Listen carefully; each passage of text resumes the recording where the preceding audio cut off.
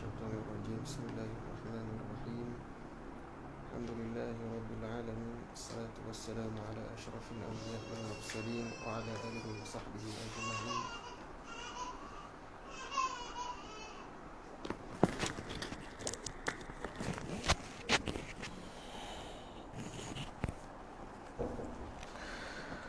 الحمد لله اللهم افتح علينا حكمتك واشرح علينا من خزائن رحمتك يا أرحم الراحمين.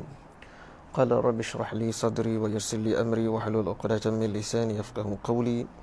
اللهم أخرجنا من ظلمات الوهم وأكرمنا بنور الفهم وافتح علينا بمعرفة العلم. سبحانك لا علم لنا إلا ما علمتنا إنك أنت العليم الحكيم. وصلى الله على خير خلقه سيدنا مولانا محمد النبي وعلى آله وصحبه أجمعين. الفاتحة.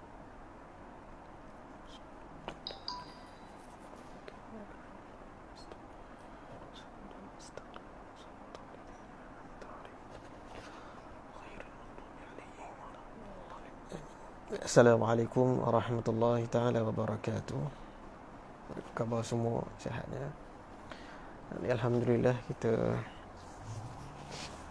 dapat juga bersama-sama kelas pengajian kita talaqi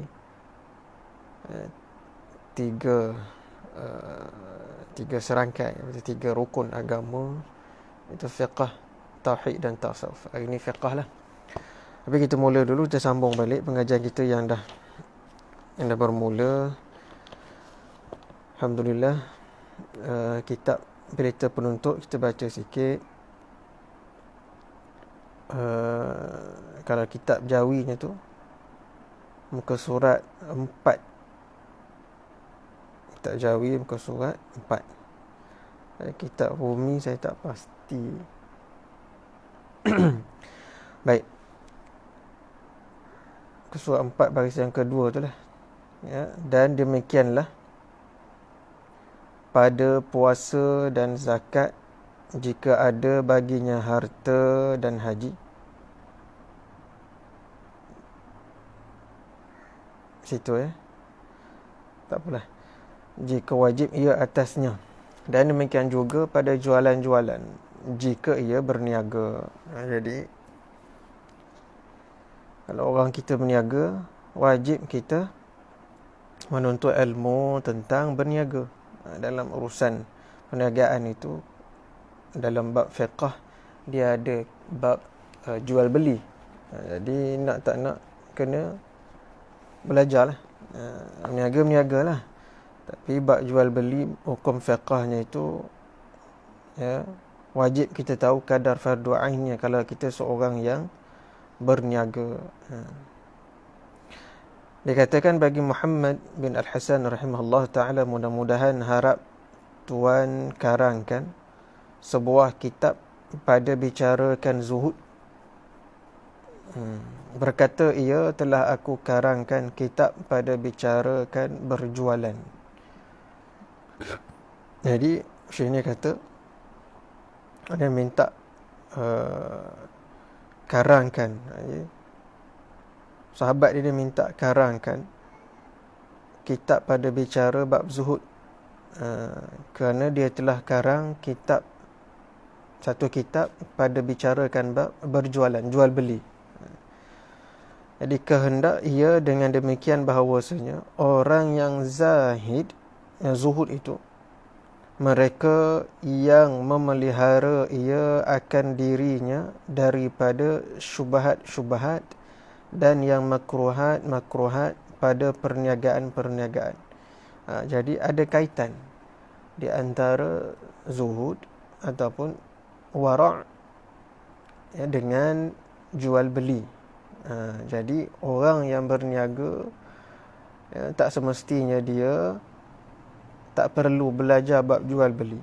Kenapa? Dalam perniagaan itu kadang-kadang ada bercampur perkara-perkara yang syubhat dan juga perkara yang keji-keji ataupun perkara yang makruhat ya, yang kena dielakkan.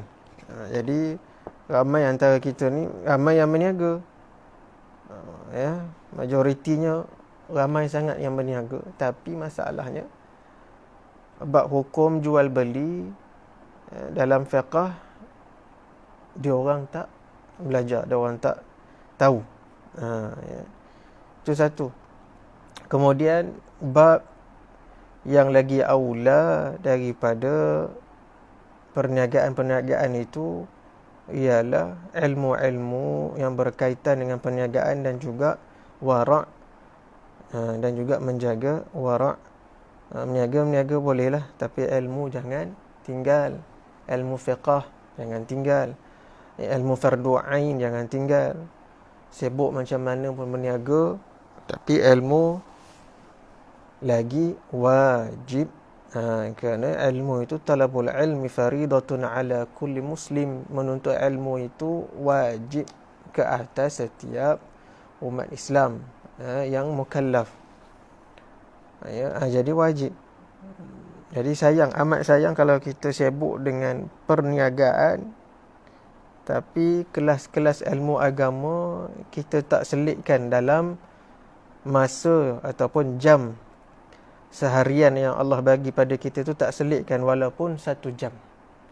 Tak memadai, tak cukup dengan hanya melihat ataupun kita lihat video ataupun di Facebook ke WhatsApp ke YouTube ke, itu tak dikira menuntut ilmu. Itu sekadar nak ambil maklumat sahaja. Menuntut ilmu ni mestilah berdepan dengan guru, adanya kitab. Macam sekarang ni ialah tak boleh nak berdepan, tapi kita tetap berdepan kerana kita secara langsung. Jadi guru ada kitab, kita pun ada di depan, ada kitabnya, dia belajar. Kerana itu wajib fardu ain. Siapa yang sengaja tak belajar ilmu fardu ain, maka hukumnya berdosa, fardu ain. Bukan fardu kifayah. Kifayah tu seorang buat, lain tak fayah. Jadi wajiblah kita mempelajari ilmu. Daripada awal kitab ni kata ilmu fiqh, ilmu tauhid, aqidah, dan juga ilmu tasawuf. Dan apa-apa yang berkaitan dengan perkara-perkara yang wajib, maka jadi wajib. Contohnya berkaitan nak pergi haji, wajib kita belajar tentang haji. Berkaitan dengan jual beli, wajib kita belajar tentang hukum hakam jual beli. Jadi begitu. Dan juga pada bicara tentang zuhud ataupun wara'. Wara' itu menjaga perkara-perkara yang syubhat, yang boleh terjatuh pada yang haram dalam perniagaan. Lagilah berkat kalau dalam perniagaan kita itu kita belajar sekali ilmu agama. Jangan sibuk berniaga tapi ilmu tidak dipelajari. Cukuplah rugi orang begitu. Baik, sikit lagi. Maka adalah kitab pada bicara akan zuhud itu ialah kitab pada bicarakan jualan-jualan. Tentu sekali demikianlah wajib ia pada sekalian muamalat. Jadi wajib. Boleh dikatakan majoriti orang yang berniaga pada hari ini, kalau kita tanya ada belajar tabab hukum muamalat ataupun hukum jual beli dalam kitab, boleh dikatakan majoritinya tak belajar, tak tahu. Seronok berniaga tapi ilmu tak nak belajar. Sedangkan berniaga itu, rezeki itu Allah Ta'ala bagi. Bila Allah Ta'ala suruh kita belajar, mengaji, tak pula mengaji. Berniaga nak, duit nak, kaya nak, rezeki nak, tapi perkara yang Allah Ta'ala suruh tak nak pula buat. Jadi itu kita punya masalah yang perlu diatasi. Baik. Dan pekerjaan-pekerjaan. Dan tiap-tiap mereka yang bekerja pada suatu pekerjaan daripadanya, nescaya wajib atasnya belajarkan ilmu yang boleh memelihara dengan dia daripada yang haram padanya. Jadi apa sahaja bentuk pekerjaan-pekerjaan berniaga ataupun sebagainya, perlulah kita tahu, bahkan wajib kita tahu, ya, supaya dapat pelihara daripada perkara-perkara yang haram pada pekerjaan tersebut. Kena tahu apa yang haram. Bukan kena tahu apa yang boleh je, ataupun yang harus je, ataupun yang wajib je. Jadi kena tahu juga apa yang haram, yang tak boleh. Ya. Itu wajib kita pelajari. Apa bentuk pekerjaan sekalipun. Ya, terutamanya berniaga lah. Masa berniaga ni banyak perkara-perkara yang kita tak sedar jatuh kepada haram. Bila lagi kalau berniaga tak jaga waktu sembahyang dan sebagainya. Jadi perkara itu haram. Ya. Dan juga perkara-perkara yang lain yang wajib kita kena tahu. Dan demikian juga Allah Subhanahu wa taala a'lam. Baik, habis kitab tu. Kalau ada soalan, sesiapa boleh tanya dalam komen ataupun dalam grup, ya. Boleh ditanyakan, insya-Allah. Ya. Nanti kita akan cuba jawablah, insya-Allah. Baik, kita sambung kitab seterusnya. Itu kitab Hidayatus Subyan bab fiqh, ya. Hidayatus Subyan bab fiqh. Bab solat, sembahyang. Kitabus Salat. Bismillahirrahmanirrahim. Qala al-musannif rahimahullah wa nafa'ana bi'ulumihi fid dharain amin. Baik. Jadi syarat yang ke-8, ya. Kitab Hidayatus Subyan, bahagian solat, bahagian sembahyang. Syarat sah sembahyang, ya. Syarat sah sembahyang ada 9 perkara. Jadi yang lepas kita dah tengok syarat yang ke-7. Di hari ini syarat yang ke-8, iaitu mengetahui akan kaifiyat sembahyang. Jadi mengetahui akan kaifiyat sembahyang. Jadi mengetahui akan kaifiyat sembahyang itu, ya, mana dia kena tahu semua, ya, semua rukun-rukun, ya, rukun-rukun sembahyang. Jadi tak boleh kita katakan sembahyang tu dia ikut-ikut je, ya, ikut-ikut je. Jadi sembahyang dia berkata sebahagian ulama itu tidak sah, ya. Jadi ikut-ikut, ya.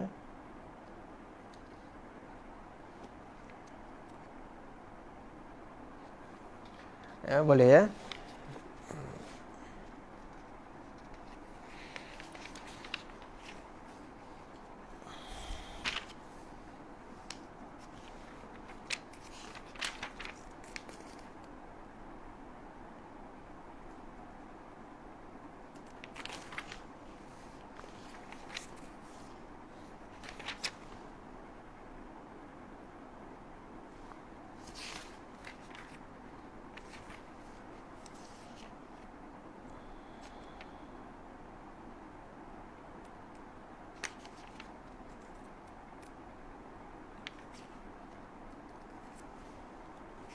Jadi semua perkara-perkara sama ada rukun, yang wajibnya, yang fardunya itu, ya, wajibnya ataupun fardunya dia kena tahu.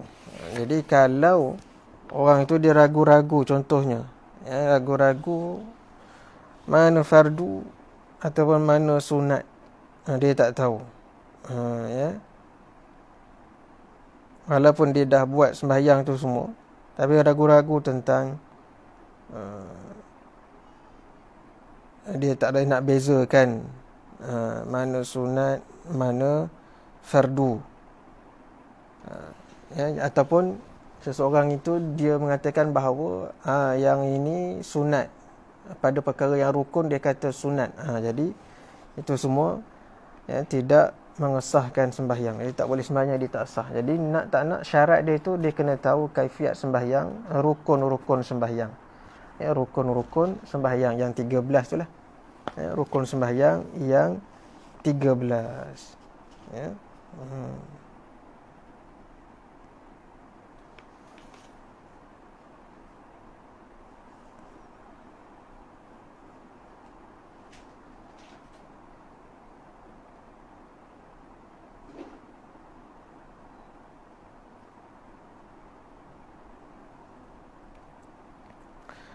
Jadi situlah sikit sebanyak jadi yang ke-9, menjauhi daripada barang yang membatalkan dia. Jadi menjauhi barang yang membatalkan dia itu perkara-perkara yang membatalkan sembahyang. Jadi perkara-perkara yang membatalkan sembahyang. Baik. Habis 9 rukun tu tadi, syarat sah sembahyang tu. Masuk fasal bermula sebab hadas kecil itu 4 perkara. Sebab hadas kecil itu 4 perkara, iaitulah yang membatalkan akan sembahyang. Perkara yang membatalkan sembahyang, pertamanya keluar sesuatu daripada salah suatu daripada 2 jalan, qubul ataupun dubur. Qubul bahagian depan atau dubur bahagian belakang. Yang lain daripada mani dirinya yang mula-mulanya keluarnya.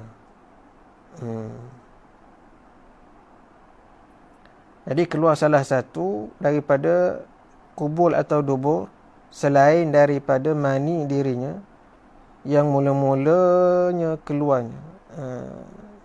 Itu ulama kata air mani itu dia suci.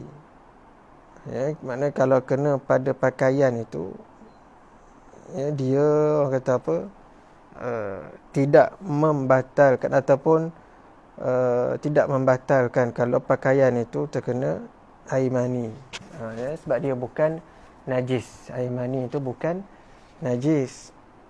Tapi kalau dah keluar mani itu, dia kira hadas besar lah. Cumanya kalau air mani itu kena pada pakaian, pakaian itu kita tak basuh pun, sekadar gosok-gosok je begitu, maka air mani yang memula keluar itu tidak dikatakan najis.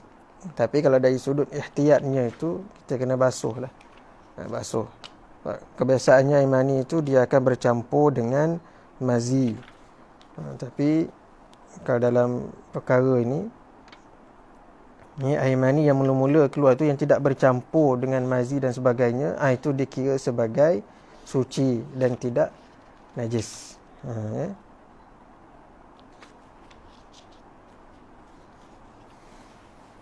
Baik, seterusnya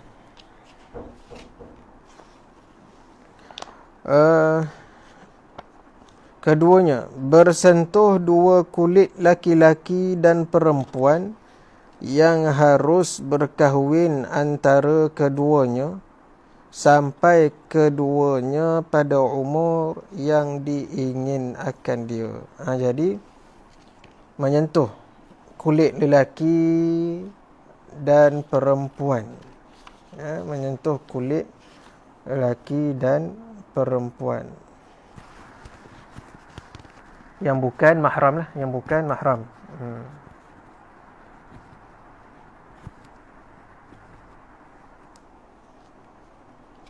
Jadi dalam mazhab kita, kalau sentuh kulit lelaki dan perempuan, maka membatalkan wudu, membatalkan air sembahyang, membatalkan wudu. Jadi tak kira lah sama ada suami ke suami ke isteri ke, kalau sentuh kulit tanpa lapik, maka wuduknya batal. Itu dalam mazhab kita. Jadi jangan dengarlah mazhab lain tu tak ceritalah. Baik. Jadi kalau mazhab kita, sentuh kulit laki atau perempuan yang bukan mahram, yang mana sampai umur hadnya itu, kita katakan baligh lah, sampai umur hadnya itu baligh, maka ianya hukumnya haram, dan juga membatalkan wuduk.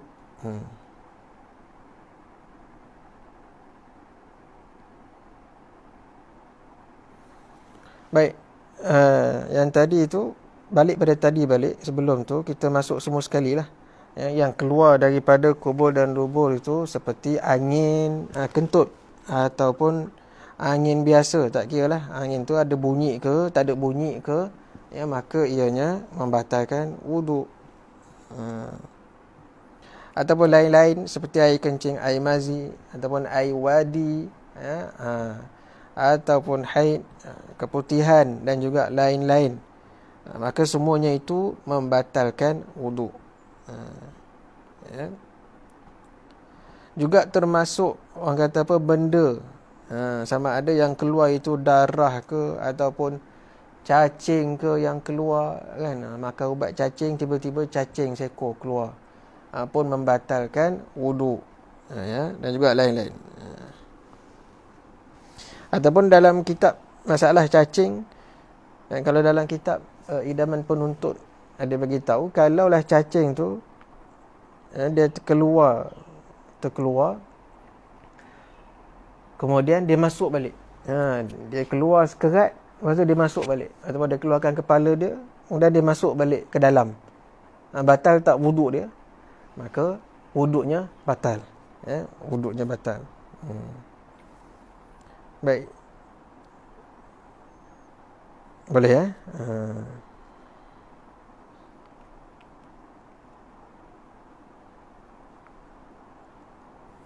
Fahamnya yang tu?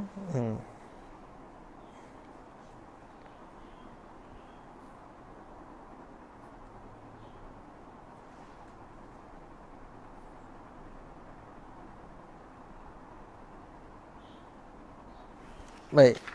Kalau ada soalan boleh tanyalah. Kalau ada soalan boleh tanya semasa sementara tu. Baik. Yang keduanya, yang tadilah menyentuh. Yang keduanya tadi tu menyentuh kulit lelaki dan perempuan. Sama ada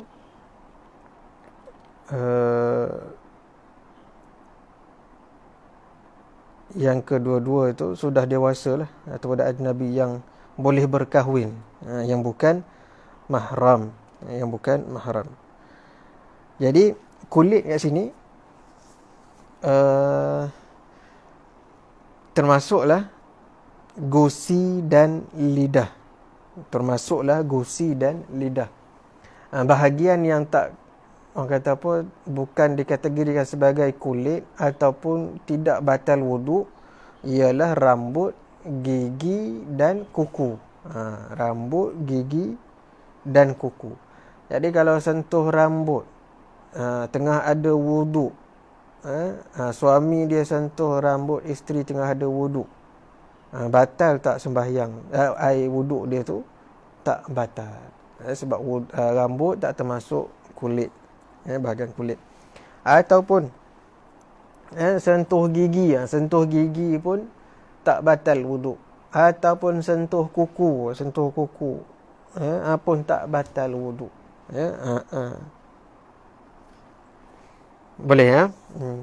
Jadi kalau tengok dalam kitab ada sebut, kalaulah salah seorang daripada keduanya itu telah meninggal dunia. Salah seorang telah meninggal dunia. Jadi kalau sentuh orang yang dah meninggal dunia, suami isteri yang bukan ataupun yang bukan mahram, maka wuduk orang yang hidup itu batal. Wuduk orang yang hidup batal. Jadi kalau sentuh kanak-kanak kecil yang bukan mahram lah, yang belum sampai had syahwat, ataupun belum sampai had dia tu, had syahwat lah, sama ada balik ataupun ada had syahwat dia itu, menurut kalau kita tengok dalam qaul yang rajih, tidaklah membatalkan wuduk kalau sentuh budak kecil, yang mana budak kecil itu masih lagi belum sampai had syahwatnya, maka wuduknya tidak batal.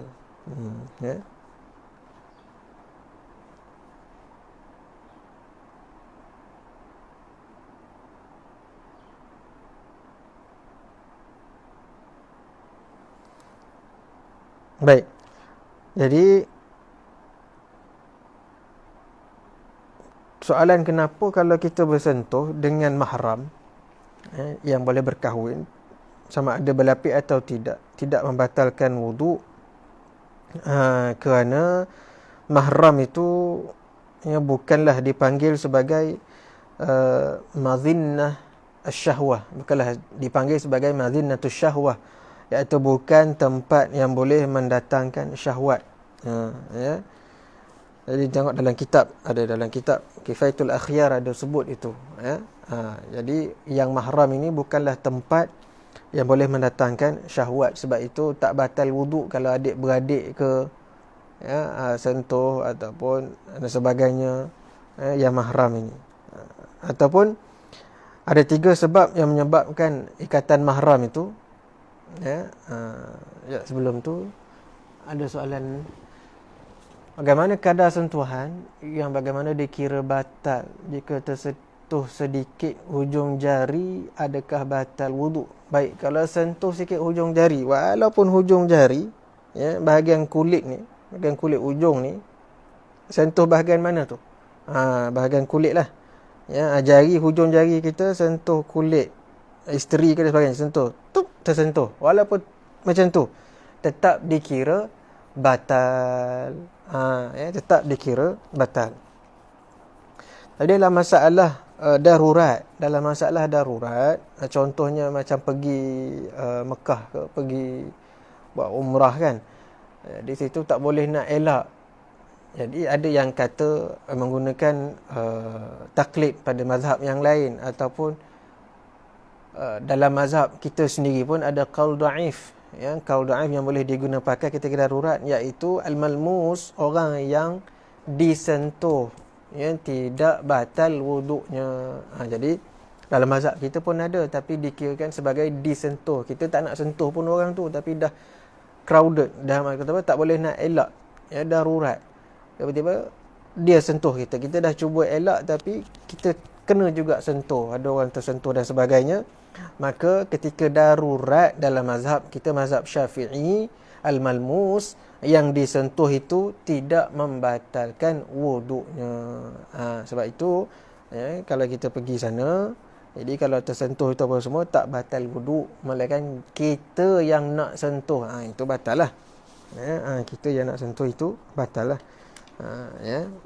Jadi mazhab kita pun ada sebut itu.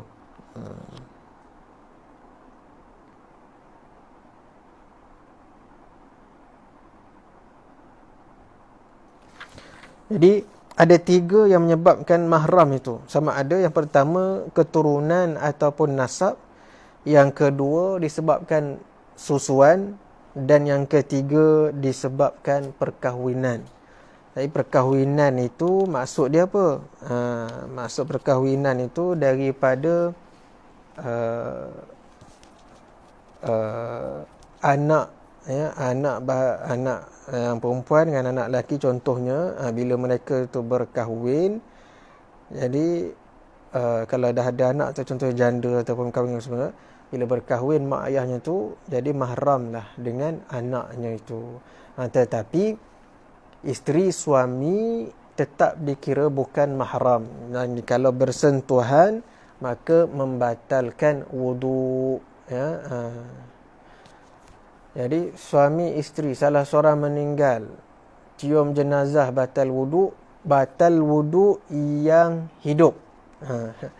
Jadi batal wuduk yang salah seorang, tak kira lah, ya, suami ke isteri ke, kalau dia ada wuduk kemudian dia cium jenazahnya itu tanpa lapik, ya, maka wuduknya batal. Jadi dia kena ambil wuduk baru lah, ya, kalau nak sembahyang dan sebagainya, ya.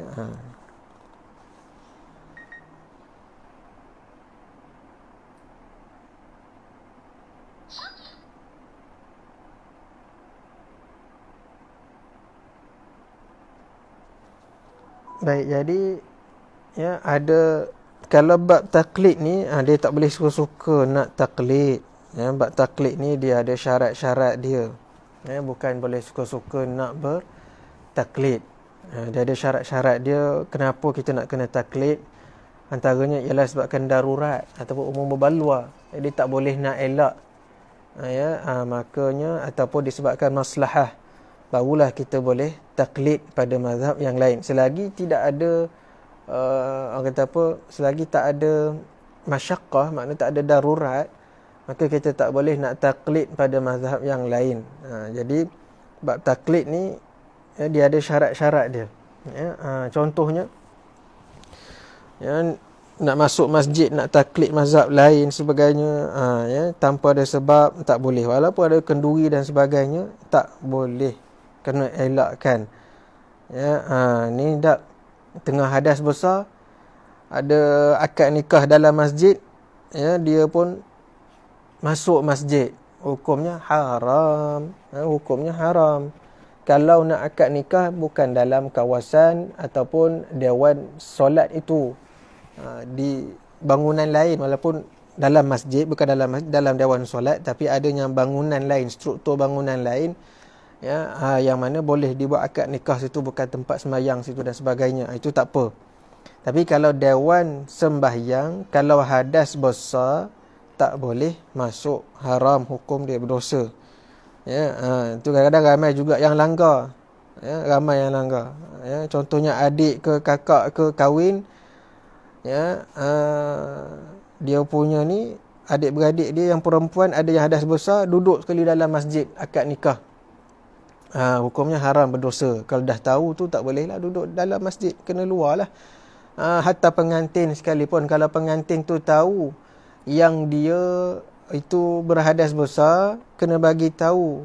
Tok Kadi tu kata, saya ni tengah hadas besar, jadi tak boleh akad nikah dalam masjid. Kena luarlah kawasan ataupun bangunan lain, struktur bangunan lain, bukan dewan solat. Baik. Keluar angin bahagian depan wanita. Baik. Jadi keluar angin bahagian depan wanita, hukumnya membatalkan wudu. Angin, memang angin depan wanita itu hukumnya membatalkan wudu.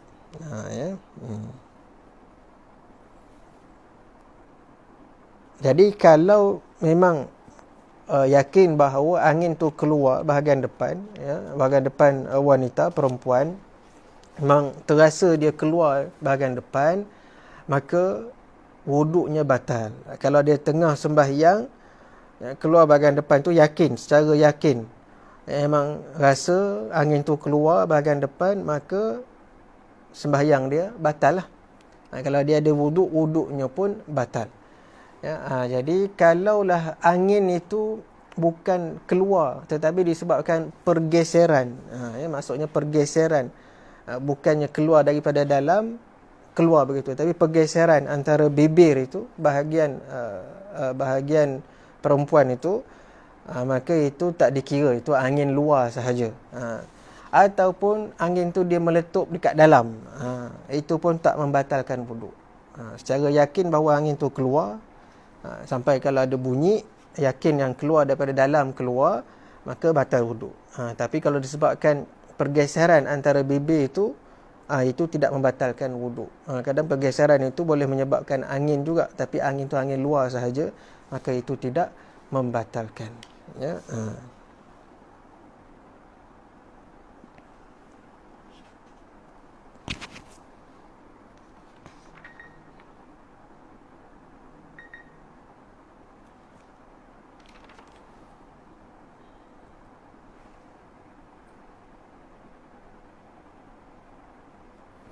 Jadi kalau tak boleh nak kawal angin tu keluar, sama ada keluar ikut depan ataupun keluar belakang, maka batal lah wuduk. Wuduknya batal. Kena ambil wuduk baru lah. Samalah nak kawal kentut kan, tak boleh lah. Kena berhenti, ambil wuduk baru. Tapi tadi kita ada tahu ada tiga nasab, kerana nasab, bahagian mahram tu tadi ada banyak lah, sebab mahram disebabkan nasab, juga disebabkan susuan, dan juga disebabkan perkahwinan ataupun dia panggil persemendaan. Jadi macam mana? Yang lain tu kita tahulah bab keturunan kan. Bahagian mahram tu bapa, anak lelaki, cucu, saudara, itu kita tahulah. Dan kalau bagi perkahwinan tu, untuk lelaki mahramnya kerana disebabkan berkahwin ataupun dipanggil musaharah persemendaan. Jadi termasuklah mak mertua dia, kalau laki mak mertua, kemudian anak tiri iaitu anak isteri dia, kemudian mak tiri. Mak tiri itu maknanya janda ayah dia, mak tiri. Kemudian menantu. Kemudian menantu iaitu janda kepada anak. Ini bagi lelaki. Disebabkan persemendaan mahramnya itu ada 4, iaitu mak mertua. Mak mertua dia jadi mahram lah bila dah berkahwin. Lelaki ni bila dah berkahwin, jadi mak mertua dia mahram. Jadi wuduk tak batal. Kemudian bila berkahwin dengan janda tu ada anak, jadi dipanggil anak tiri. Jadi anak tiri pun kalau bersentuhan, jadi wuduknya tak batal. Kemudian mak tiri iaitu janda kepada ayah. Jadi mak dah berpisah dengan ayah tu jadi janda. Jadi walaupun dia kahwin oleh mak kita tu, yang tadi tu mahram juga sampai bila-bila. Dan juga menantu. Ada juga menantu, iaitu janda anak. Jadi dia mahram lah. Bagi perempuan samalah. Bagi perempuan bila dah berkahwin, mahram pak mertua dia, bapa mertua dia mahram. Kemudian anak tiri kalau dia berkahwin dengan duda, jadi duda tu ada anak, jadi anak tiri itu pun mahram. Kemudian bapa tiri iaitu bekas suami mak dia. Kemudian menantu bekas suami anak. Itu dikira mahram. Jadi anak perempuan tiri dengan bapa tiri, anak perempuan tiri dengan bapa tiri adalah mahram. Adalah mahram. Ataupun disebut sebagai Rabibah. Rabibah ni anak tiri. Jadi itu ada disebut dalam surah An-Nisa ayat 23. Jadi disebut anak-anak isteri dalam pemeliharaanmu. Maknanya anak-anak isteri ataupun anak-anak suami. Jadi disebut anak tiri. Itu adalah mahram. Jadi boleh bersalam dengan mak tiri kerana sebagai mahram. Baik. Contoh lain, kalau kita sentuh itu sentuh kain, tapi kain tu nipis.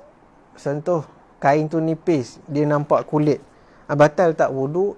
Tak batal wudu. Tidak batal wudu. Asalkan dia berlapik, memang tak kena kulit. Walaupun kain tu dia nipis. Boleh. Jadi ada perkara lain tentang sentuh ni. Kalau kita sentuh dengan orang gila, batal tak wudu? Pun batal juga. Ataupun disentuh itu sebab kena paksa. Sentuh kena paksa, batal tak wudu? Batal juga walaupun dipaksa. Baik. Ataupun dengan anggota tubuh yang lumpuh. Ataupun anggota tubuh yang lumpuh, yang tak boleh dah bergerak dah. Walaupun lumpuh, batal juga wudu.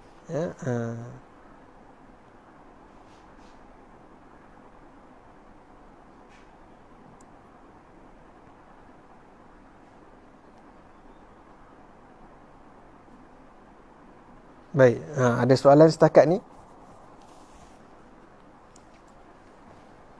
Siapa ada soalan?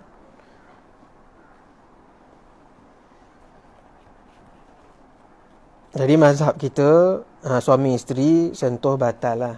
Suami isteri sentuh batal. Walaupun ada khilaf-khilaf mazhab yang lain, tapi itu dia punya syarat batal wuduknya, sah wuduknya lain dengan syarat sah wuduk dan batal wuduk mazhab kita lain. Contoh kalau mazhab Hanafi tu, kalau sentuh tak batal wuduk.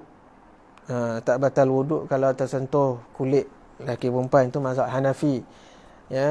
Kalau mazhab Maliki pula, Ya, batal wuduk kalau ada tujuan nak mengambil kelazatan, ada menimbulkan syahwat dan sebagainya. Barulah dia batal. Kalau tak timbul syahwat, tak batal. Itu mazhab Maliki. Ya, kalau mazhab Syafi'i hukumnya batal tanpa ada syarat, termasuklah dengan isteri ataupun suami sendiri. Jadi mazhab kita, ulama Syafi'iyah berdalilkan berdasarkan surah Al-Maidah tu, surah Maidah ayat 6 kan, aula mastumun nisa, jika kamu menyentuh perempuan. Jadi lamastum tu, ya, diterjemah lamastum itu mula masah itu maksud dia sentuhan. Al-lamsu makna sentuhan yang hakikat sentuhan. Jadi bila sentuh itu dikira sentuh lah, tak kira macam mana pun tanpa ada syarat. Itu mazhab kita, ya, sentuh. Kalau mazhab Hanafi itu dikira sentuh itu bermaksud bersama, bersetubuh. Itu maksud sentuh pada mazhab Hanafi.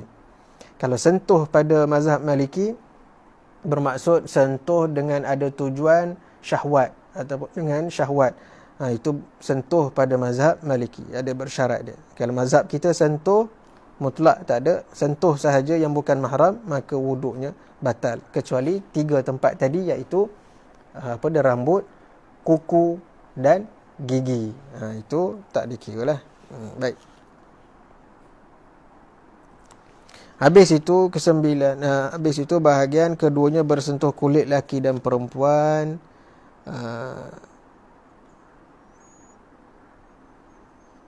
Ketiganya menyentuh zakar atau farash atau halaqah dubur. Baik. Ada soalan setakat ni nak tanya? Kita buka untuk soalan.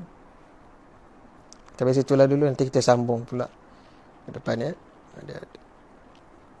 Siapa nak tanya boleh tanya dalam grup WhatsApp pun boleh tanya, ataupun dalam komen pun boleh tanya. Faham, ya?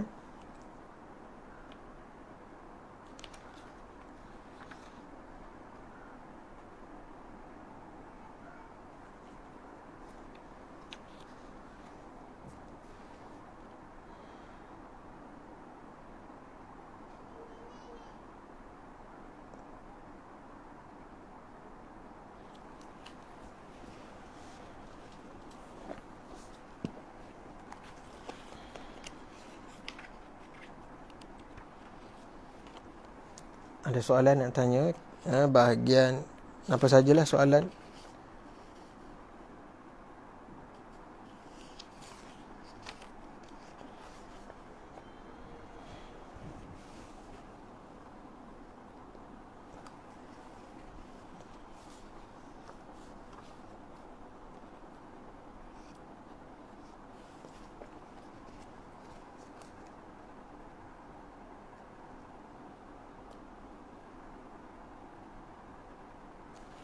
Baik. Tidur yang tak membatalkan wuduk. Baik. Tidur yang tak membatalkan wuduk ialah tidur dalam keadaan dia duduk, yang mana punggungnya itu tetap, tak beralih. Duduklah, duduk atas kerusi ke, duduk bersila ke, duduk melonjor ke, janji tak beralih punggung dia tu, tak beralih tu tak terangkat ataupun beralih. Ya. Tapi kalau tidur baring, tak kira lah, tak beralih sekalipun, tidur baring terus membatalkan wuduk. Kalau tidur baring, kalau dia baring tak tidur, tak batal wuduk. Tapi kalau dia tidur baring, dalam keadaan dia baring, sama ada menelentang ke, ataupun dia ikat badan dia kat katil ke, tidur, ataupun dia letak gam ke, tetap jugalah batal wuduknya kalau tidur dalam keadaan baring. Kalau tidur dalam keadaan duduk, kita tidur dalam kereta contoh, ataupun atas kerusi, dalam keadaan duduk, ya, maka tidak membatalkan wuduk. Ya. Boleh, ya.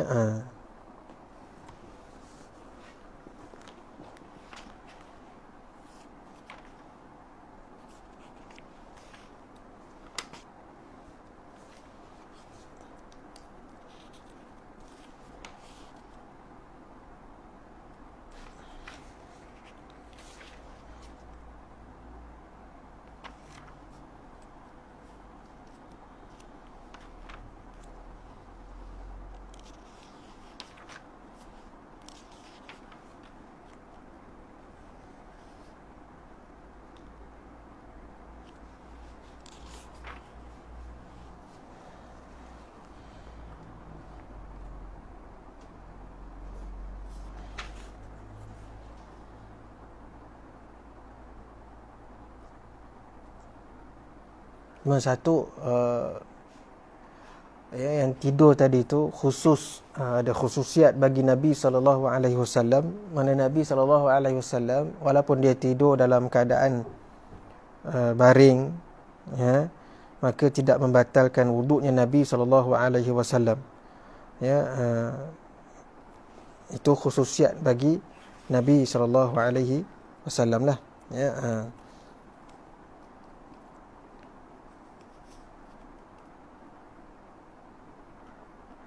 jadi samalah.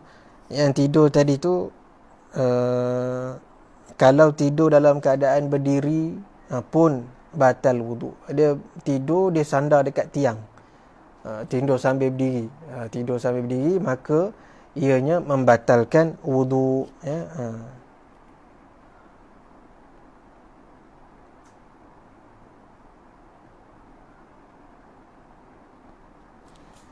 Apa tadi ada soalan,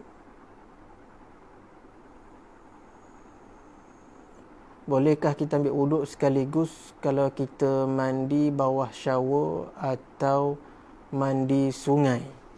Ya, kalau tu kita niat mengangkat hadas kecil, jadi boleh, tak ada masalah. Ya, tapi kita buat syarat basuh muka, basuh tangan semua itu, ataupun niat je lah, niat nak terjun sungai ke nak terjun swimming pool tu, niat ambil wuduk sekali, ya, boleh, tak ada masalah, boleh terangkat. Ataupun mandi hadas, ya. Adakah kena ganti solat semula bagi mereka yang solat guna tayammum akibat sakit kerana anggota wuduknya berbalut?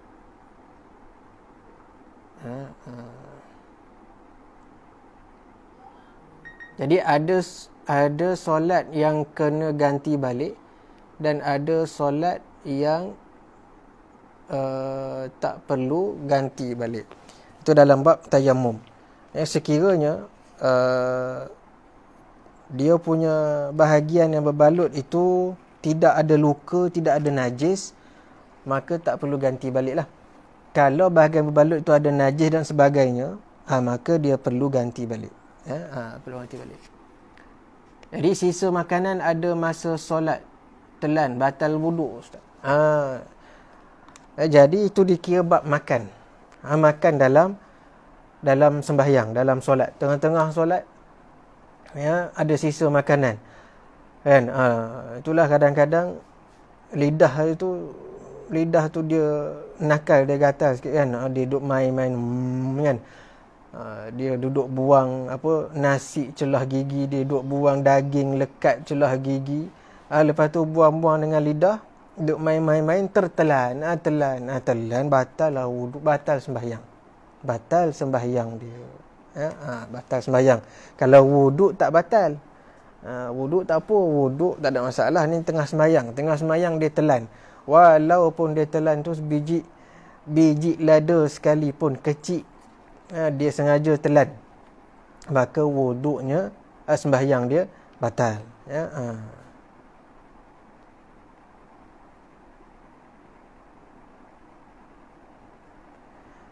Baik, kalau tangan tersentuh kencing, batal tak wuduk?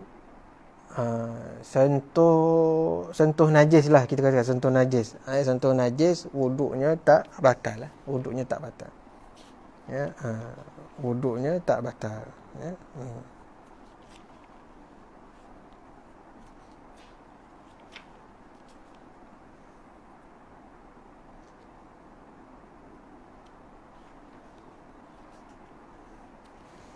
Ya, kalau sentuh najis, walaupun kencing kanak-kanak ke, wuduknya tak batal, ya. Baik.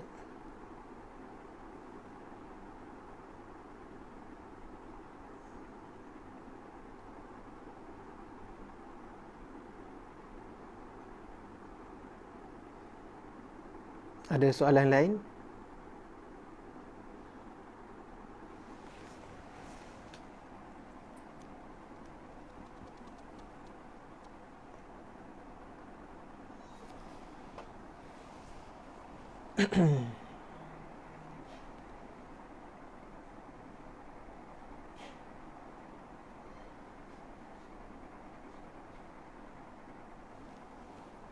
Boleh ya. Selamat datang semua, sihatnya semua ya. Apa hukum warnakan rambut guna pewarna selain pada inai? Ada ustaz tu kata harus. Ya, sekejap ya. Kalau najis binatang batal juga ke ustaz? Tak batal juga. Ya, menyentuh najis tidak membatalkan wuduk. Tak kira najis apa pun, menyentuh najis tidak membatalkan wuduk. Bukan perkara yang membatalkan wuduk.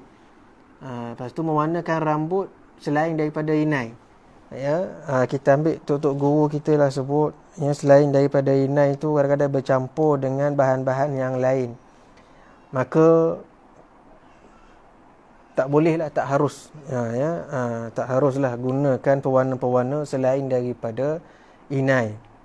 Demi nak menjaga ihtiyat kita, nak jaga, nak cermat. Guna inai tak apa. Memang 100% inai. Kita ambil daun inai tu, kita tumbuk dan sebagainya. Tak ada campur perkara lain. Tetapi masalahnya, bila kita gunakan pewarna yang dikatakan walaupun ada cap halal dan sebagainya, tapi pewarna tu bukan inai 100%, ada bahan-bahan yang bercampur dengan yang lain, maka elakkanlah daripada menggunakan pewarna itu. Pakai inai je lah. Elakkanlah sebab dia campur bahan-bahan yang lain. Bahan yang lain tu takut merosakkan ataupun boleh menyebabkan kita punya mandi hadas dan sebagainya tidak sah. Baik. Kahak dan makanan dari perut keluar, telan balik. Jadi kalau dah keluar daripada rongga saluran makanan, rongga dah keluar, dia masuk pula ke rongga mulut, itu maksudnya keluar daripada rongga. Rongga. Jadi bila keluar itu, ditelan balik, itu dia kira makan dah terkeluar dah. Maknanya batal sembahyangnya batal. Sembahyang batal, wuduk tak batal. Wuduk tak batal. Wuduk kita makan pun boleh lagi. Wuduk makan pun boleh lagi, tak ada masalah. Cuma sembahyang kalau kita telan kahak apa ataupun kita dah keluarkan kahak, lepas tu telan balik kahak tu, kan, kahak tu pula tebal kan, elok macam kan, ditelan balik, batal sembahyang dia. Batal sembahyang, tak boleh. Sama juga dengan puasa. Macam kalau kita sedut-sedut hingus kan, sedut-sedut hingus tu keluar pada rongga hidung, masuk rongga mulut, kita telan pula masuk ke rongga nak masuk rongga saluran makanan tu, batal puasa. Samalah, batal juga sembahyang.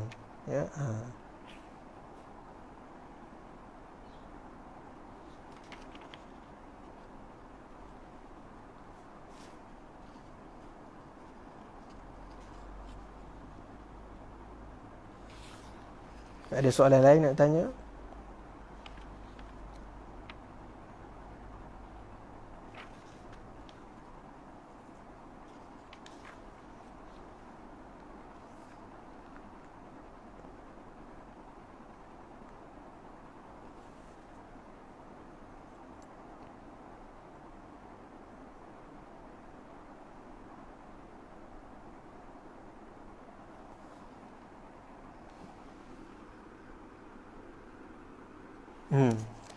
Biasalah tu. Banyak perkara-perkara yang akhir zaman ni. Sebab itu kita sebaik-baiknya jangan tinggal lah tradisi pengajian-pengajian tradisi. Banyak yang sekarang ni dah tinggal pengajian tradisi. Tak kira lah Ahlussunnah wal Jamaah ke, kita kena, kalau boleh jangan tinggal pengajian tradisi. Pengajian tradisi ni maknanya pengajian turas, kitab-kitab turas, kitab-kitab lama ni. Sebab dia silsilah itu, silsilah yang sampai terus kepada pengarang kitab. Pengarang kitab tu pula kita tengok silsilah perguruannya itu siapa. Jadi kita tahu, jadi bila silsilah perguruan itu tidak putus, makanya ilmunya itu memang datang daripada Nabi SAW. Silsilah perguruan itu dengan ijtihad oleh para-para imam mazhab dan sebagainya. Jadi itu mustahak ya, kita kena ikut tradisi. Lebih-lebih lagi pula kita di tanah Melayu. Di tanah Melayu ni tok-tok guru kita ataupun sesepuh-sesepuh ulama-ulama tanah Melayu yang banyak mengarang kitab-kitab Jawi dan sebagainya. Mereka ni hebat-hebat. Tak semestinya kitab Arab saja. Ya, kitab-kitab Jawi ni kita kena korek sampai habis. Kerana di dalam itu kita akan nampak, Masya Allah, ilmu-ilmu ulama-ulama tanah Melayu, ulama Jawi ni hebat. Ya, janganlah kita ini mengaji sehingga memandang sebelah mata ataupun tidak, orang kata apa, tak pandang sangat kitab Jawi. Itu pun menjadi satu masalah akhir zaman jugalah. Ya. Kitab-kitab Jawi hebat, Masya Allah. Ya. Kitab-kitab Arab tu jelah, tak nafikanlah. Tapi kitab-kitab Jawi ni ada juga macam-macam perkara-perkara dalam kitab-kitab Jawi yang kadang kita tak boleh nak jumpa dalam kitab Arab tapi ada dalam kitab Jawi. Ya. Jadi kita janganlah memang rendah-rendahkan kitab Jawi. Ya. Jangan merendah-rendahkan kitab Jawi kalau boleh. Ya. Walaupun kita mengaji tinggi sekalipun, jangan tinggal kitab-kitab Jawi, pengajian tradisi dan sebagainya. Kerana itu Ahlussunnah wal Jamaah itu silsilah perguruan yang sampai sama ada dari sudut fiqahnya, tauhidnya, tasawufnya itu mengikut Ahlussunnah wal Jamaah. Ya, fiqahnya itu salah satu daripada 4 mazhab yang ada pada hari ini. Ya, tauhidnya itu, yang silsilahnya itu yang kita tengok majoritinya yang mana mengikut susunan ataupun cara yang disusun bagi mudah kita nak faham, iaitu daripada Imam Abu Hasan Al-Asy'ari dan Imam Abu Mansur Al-Maturidi. Ya, kemudian tasawufnya itu sama ada Hujatul Islam Al-Imam Al-Ghazali ataupun Al-Imam Junaid Al-Baghdadi. Ya, Imam Junaid Baghdadi tak ada orang bangkang lah. Jadi itu perjalanan kita, tradisi kita. Tradisi pengajian. Bukan macam sekarang, tradisi banyaknya sekarang ni dah kacau bilau jadinya. Ya, pengajian kita, pengajian tradisi. Ya, tradisi ni memang mewarisi lah. Turas, mewarisi daripada Nabi SAW. Ya, bukannya pandai-pandai tak. Ya, kita masih ada ulama-ulama yang menjaga, ya, rukun agama, yang menjaga rukun agama, fiqahnya, Islam, fiqah, iman, tauhid, ihsan, tasawuf. Ulama-ulama yang menjaga bahagian-bahagian rukun agama itu Allah Ta'ala pilih dari kalangan hamba-hambanya. Kita ikut je lah. Ini tak ya, buat macam-macam yang baru sehingga memporak-perandakan masyarakat dan sebagainya. Kalau boleh kita elakkanlah perkara itu. Ya, baik. Macam mana you nak dapatkan kitab?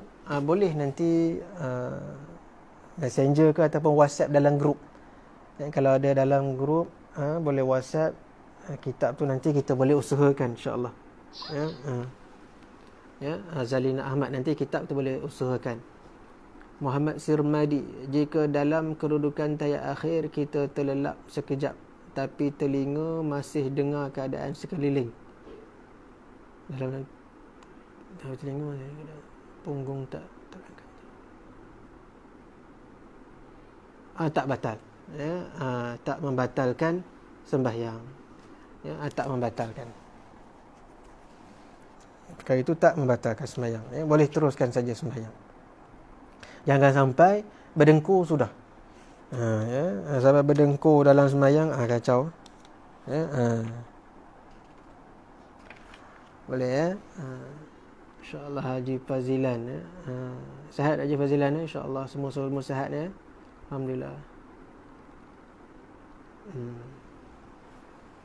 Tak ada dalam grup. Nanti boleh messenger lah pada Facebook ni. Nanti kita balas dalam Facebook pengajian, pusat pengajian ni. Ya. Nanti mesej dekat situ. Mesej dalam messenger tu ke ataupun komen situ, reply situ. Nanti kita mesej lah kat situ. ambil nombor kontak dan sebagainya.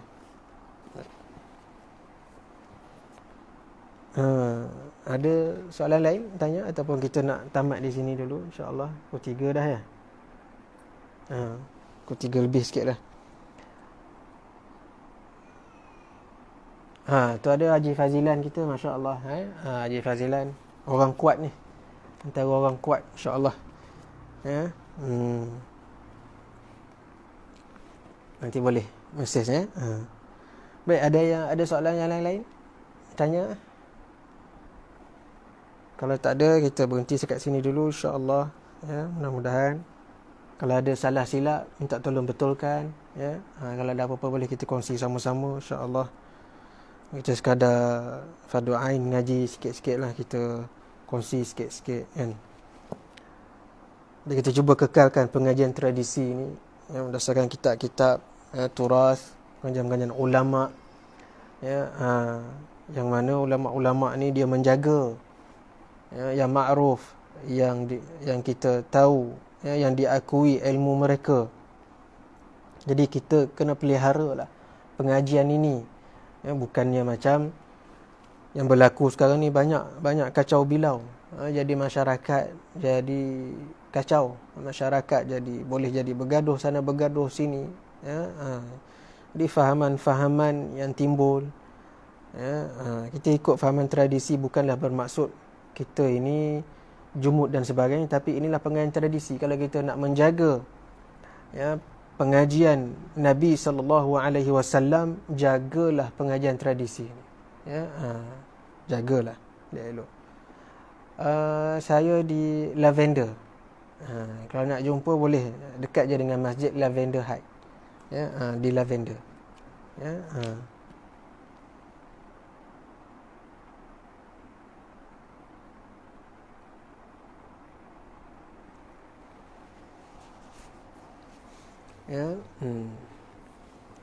Jadi masalah-masalah dalam fiqh kena mengaji kitab fiqh betul-betul, kena ikut mazhab salah satu daripada 4 mazhab.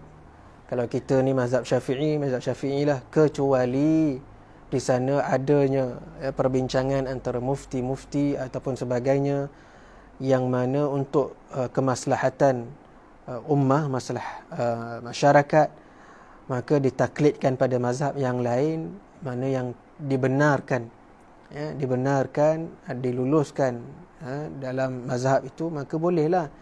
Tapi bila dicanangkan, dipromosikan supaya tak perlu bermazhab, promosikan boleh campur-campur mazhab, ini dah menyalahi perjalanan itu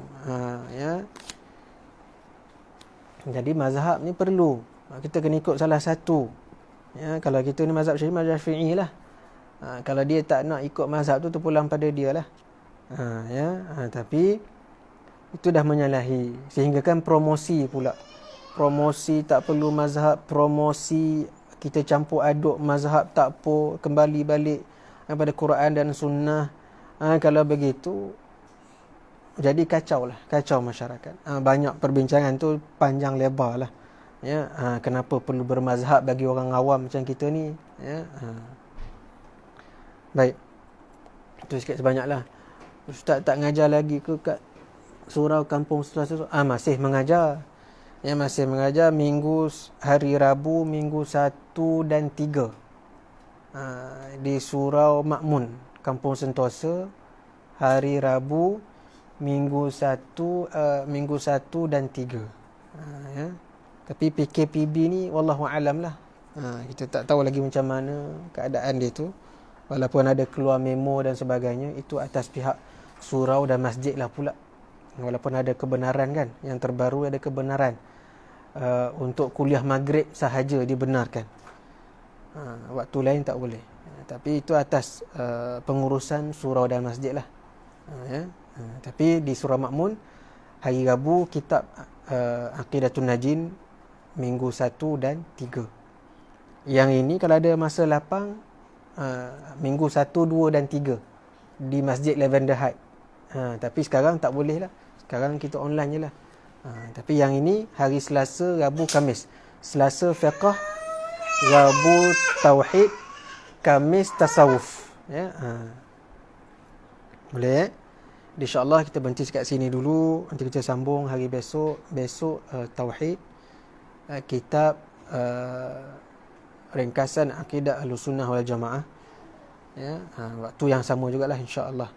Ya, wallahu subhanahu wa ta'ala a'lam. Bismillahirrahmanirrahim. Alhamdulillahirabbil alamin wassalatu wassalamu ala asyrafil anbiya'i mursalin wa ala alihi wa sahbihi ajma'in. Allahumma iftah alaina futuhal arifin wa hablil mursalin. Subhanallahil azim. Subhanallah bihamdihi nastaghfiruka wa natubu ilaik.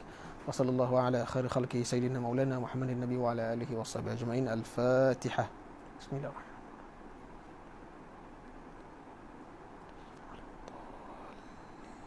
Amin. Baik, terima kasih semua ya. Assalamualaikum warahmatullahi taala wabarakatuh.